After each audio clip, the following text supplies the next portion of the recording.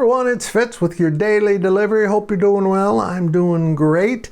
I will have a bonus daily delivery a little bit later today to discuss my ongoing battle with cancer, but no time for that now. I got some thoughts on the state of Kansas trying to steal the Chiefs and Royals. Thoughts that might surprise some of you because you don't understand exactly what I was saying about KU Stadium. Don't confuse the two. First, your reminder, please subscribe to this YouTube channel, hit the thumbs up, leave those comments. I would appreciate it very much. We're sponsored by Mail Rig Golf Clothing. This lavender beauty is wonderful. I don't know the price. You get 10% off with the Life of Fitz discount, and this thing maybe costs 40 bucks. I think it's under that. Go check it out. You're going to love what you see, and I promise you, if you get one of these printed polos, you're going to love the quality. On with the TD. So, the state of Missouri, Jackson County in specific, turned down a ballot initiative that would have moved the Royals downtown and updated some things at Arrowhead. I don't think the updates for Arrowhead were meant to be passed. I think it was a poison pill. To be honest, they want a new stadium. The Chiefs need a new stadium. Their facilities rank pretty low in the NFL. And the state of Kansas, after Jackson County has turned that down, has stepped forward and said, we will move you both to Kansas. On this side of the state line, you're going to get free stadiums. Now, you know how I feel about using taxpayer money for college athletics and not colleges specifically. I just don't think it should be done. There's nothing illegal about it.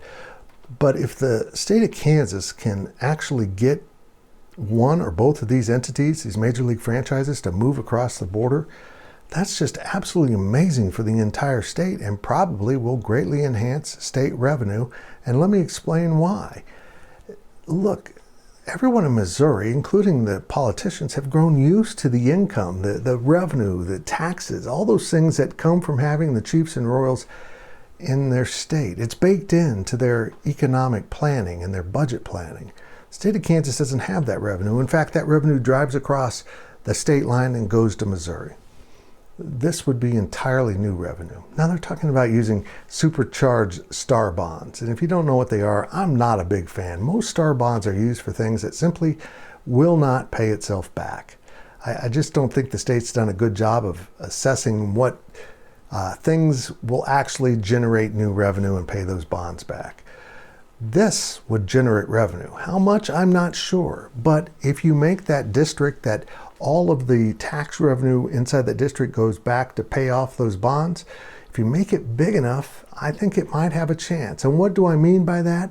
There is land out there, and we're talking by the Legends and Speedway there in Kansas City, Kansas. It might be Bonner Springs, actually. I'm not really sure. I once saw a plan for a Hard Rock Hotel to be built across I-70 on the south side of I-70 from, adjacent to the Speedway. I think you'd see a lot of hotels and maybe even more casinos, if the state would allow it, move into this area. And hopefully all of them would fall under this new Star Bond district to pay those off.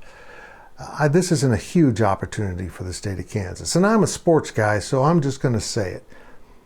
The publicity the state of Kansas would receive from hosting with the new Chiefs Dome Stadium is what they're talking about. They can get a Final Four. Maybe they can get the Super Bowl.